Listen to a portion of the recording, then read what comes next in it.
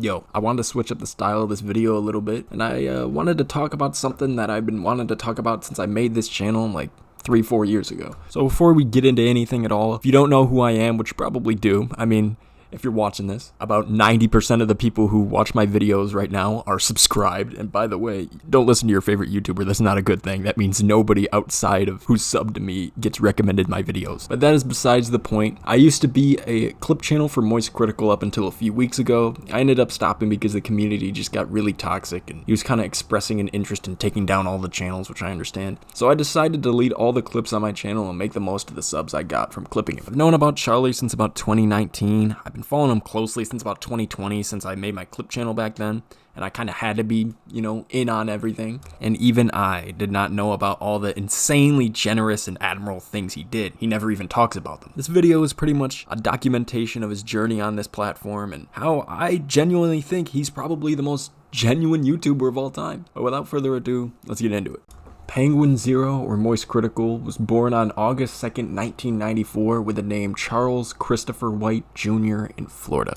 You might know him as other names such as Officer Greg, Jesus, Mabo Insano, the Woo Yeah Baby That's What I've Been Waiting For guy, and the guy who ruined the Hunger Games Mockingjay Part 1. He's quite infamous. At 13 years old, Charlie began his YouTube journey way back in 2007, where he would upload softcore porn and AMVs. As you could probably guess, this channel no longer exists. The first video he had ever uploaded on his old channel was a video of him doing a magic trick with no shirt on, and the first ever comment he received was somebody asking if he was a boy or a girl. The first video he uploaded on his current channel is called Gears of War Jetpack No Standby or Lag Switch. He would exclusively upload clips and montages of games like Gears of War and Halo with no commentary until 2010. The first video he talks in was an Alien vs Predator achievement guide. Immediately his deep monotone voice was what set him apart from other people at the time. What's up everybody?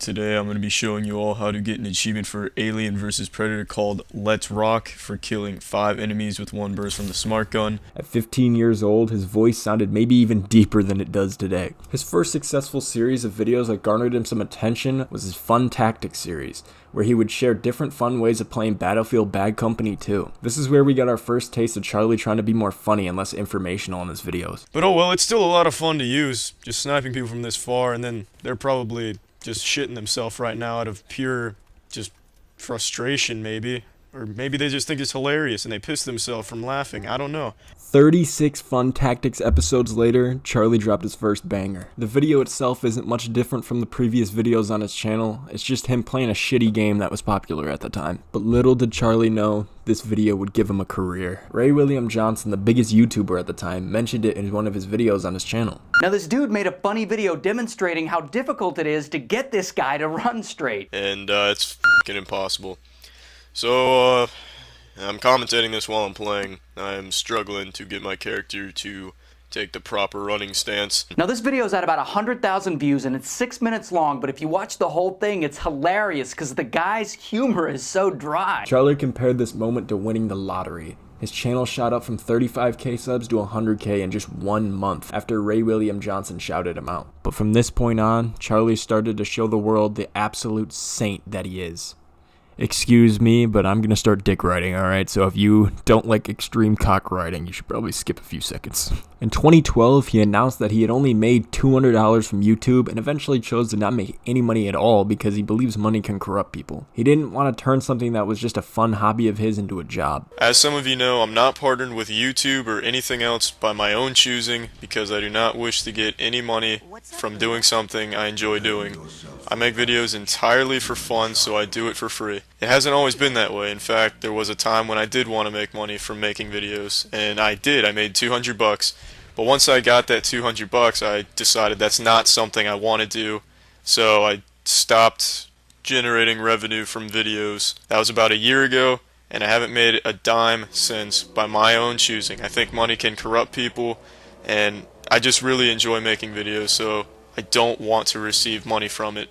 But recently I thought, what if I did get YouTube partnership or partnership with something else and give 100% of the profits to different charities? I would keep nothing and give it all to charity, so that way I could help people and still do this for fun. Around this time, he had announced that his anime protagonist's life goal was to end corruption. I just kind of want to share with all of you what I want to accomplish in my life. And a long time ago I made that video about how I have the naive goal of ending corruption, which everyone knows, including me, that probably will not happen. But I like to shoot for the stars, but that's not all I want to do. I want everyone to know my name. I want my name to be remembered. I want to be remembered. I want to be remembered as someone who made a positive impact on the entire world, and I want everyone on the planet to know who I am. I don't care if they know me by Critical or by my real name, Charlie. It doesn't matter to me. I just really want to be a part of something big that helps the world, that fixes it, to just make it better. He would stick to donating to charity until about 2016, which was when he found out that a lot of the charities he donated to were actually scams. Now, on Twitter, I've talked about it a little bit, and I'm sure many of you out there, if not all of you, know that many of the charities that exist these days are just huge fucking scams. They'll take the donations and just buy a sandpaper dildo to stick up your asshole. And unfortunately, many of the charities I've donated to over the years have been corrupt organizations, which really sucks because I knew going into this that many charities weren't legit. So I did a lot of research on each charity I wanted to donate to, but it turns out many of the websites that rate and review charities, like Charity Navigator, are just as useless as the charities themselves and just as corrupt. Now, to be clear, he still does donate to this day, usually in private and in more local ways, like paying for random families' pets' expensive surgeries at the vet. A lot of his channel growth was from a series called The Real Series, where he would satirically dub over infomercials. He would make about 50 of these kind of videos, and they would average between 5 and 20 million views. So Charlie was likely turning down millions of dollars of YouTube money for charity. But regardless of his channel doing better than ever at the time, he had completely lost the passion for making videos. He stated that it felt like it was his duty to fulfill because he didn't want to let his viewers down. I just didn't like making videos anymore, but I still did because I know people expected them and wanted them from me, and I hated myself and I wouldn't want anyone else to hate me because I wasn't doing what I was expected to do, so I forced myself to make videos. This slump lasted until about 2014, when in his sophomore year of college, he made some really good friends who turned his life around and took him out of his depressing mindset and regained his passion for content creation. But the next year, he had hit rock bottom, as he stated in a video titled About Me. He said his girlfriend had broken up with him and he had completely given up looking for a job. It was at this point Charlie had started taking 50% of his earnings from YouTube to help out with his living situation, being an unemployed 21-year-old at the time. A while ago I made a video about when I was getting sued on false injury charges from a car accident, how I was unemployed at the time, and that was over a year ago. Well, I'm still unemployed to this day, and that situation isn't improving anytime soon because I've stopped looking for a job over the last couple of months. I've just given up on it. It's really hard to find a job these days that's decent and doesn't make you miserable, and I don't even know what I want to do with my life to begin with, so it makes it that much harder. I've had a job before, one that I didn't like, and I'm not going to go back and doing that again. I'm not going to just go fucking lock myself in a cubicle and trim my toenails all day. So I just would like to, figure out what I want to do with my life. So what I've been giving a lot of thought to recently is doing a split with the YouTube money here. Keep 50, donate 50. That would help me get my life together, and it also allow me to keep donating to charities, which is something I'm very passionate about and I don't want to stop anytime soon. I personally admire the self-control that it would take a person in their teens and early 20s to just turn down hundreds of thousands, if not millions of dollars to just remain as genuine and as humble as possible. But anyways, later that year, Charlie would unprivate his Snapchat and reveal his face in several Snapchat stories, including the infamous recorder pictures. Charlie felt that adding a face cam wouldn't add much to the video and would just be extremely unnecessary. So I think the biggest question I've been asked recently is why did I make my Snapchat public? And I just did it because I thought it would be fun. I've never really been against showing my face. I just don't want to do it on YouTube in a face cam because I just don't like that shit. I feel it's unnecessary and doesn't really add too much, so I don't want to do face cams. Which is ironic because now you could see any silhouette of a person with long black hair and immediately think Charlie. It's just part of his brand now. But on March 17th, 2017, on the 10th anniversary of his channel, he officially did his first face cam. He was clearly very uncomfortable, but this would open a ton of doors in terms of content. His content evolved a lot ever since he turned on his face cam, but it still kept the same charm. Hello. What's up, everybody? It's Critical. delivering a really high enthusiasm intro for this very special video. So this year will be my 10th year on this shithole of a website called YouTube, and I wanted to do something very special, something very much out of my comfort zone, which this is, because this is my first in real life video on this channel. And I'm really uncomfortable, if you can't tell, because I don't know what the fuck I'm doing with an in real life video. He felt that he could talk about more personal topics as opposed to his more anonymous style videos where he would just talk or make fun of something while playing a shitty game, while rarely talking about his personal life. In the same time frame as his face reveal, he would start a series called the Moist Meter, where he would be reviewing all types of media and games. He still continues this series to this day, and has yearly awards called the Moisties, where he gives awards to the best and worst game and movie of that year.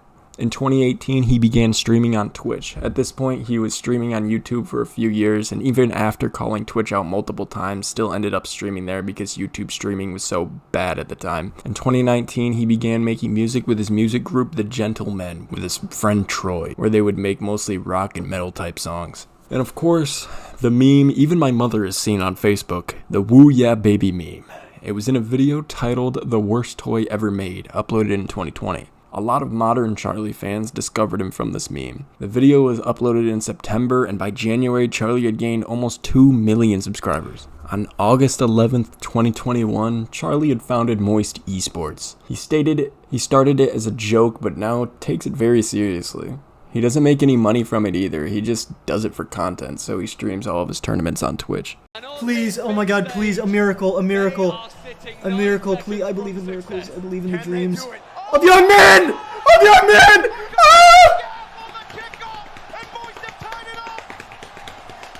Ah! Vati, do it again! Do it again, Vati! No! Joyo! Joyo! Joyo! Yamusti! Rise! Yeah! Oh! Yes! Oh, baby! Oh my god! Woo! But nowadays, Charlie mostly uploads exactly what he has for the past 6 or 7 years, at least twice a day, with very few exceptions. He's probably the biggest commentary YouTuber on the platform, but he isn't stuck in that box. He uploads whatever he wants, and that's what I admire about him. I believe that Charlie is just the embodiment of exactly what YouTube was meant to be. He's just everything right with YouTube. That's kind of dick writing, I understand, but just YouTube was kind of made to be, you know, home videos and shit, and that's, his videos give that feel, and he just uploads whatever he thinks is funny, and he never takes it too seriously. And even today, he stated that YouTube is still nothing but a hobby to him. But yeah, that about concludes this video. Making this video was probably the hardest I've ever worked in years, since I was a little bitch boy leeching off of Charlie's streams, and I just had to edit out piss breaks every once in a while. But I definitely had a lot of fun making it, and if you guys want more videos like this, let me know. The next guy I was thinking about making a video like this was Germa. Since I've been watching him since I was literally 10 years old, he basically raised me. But yeah,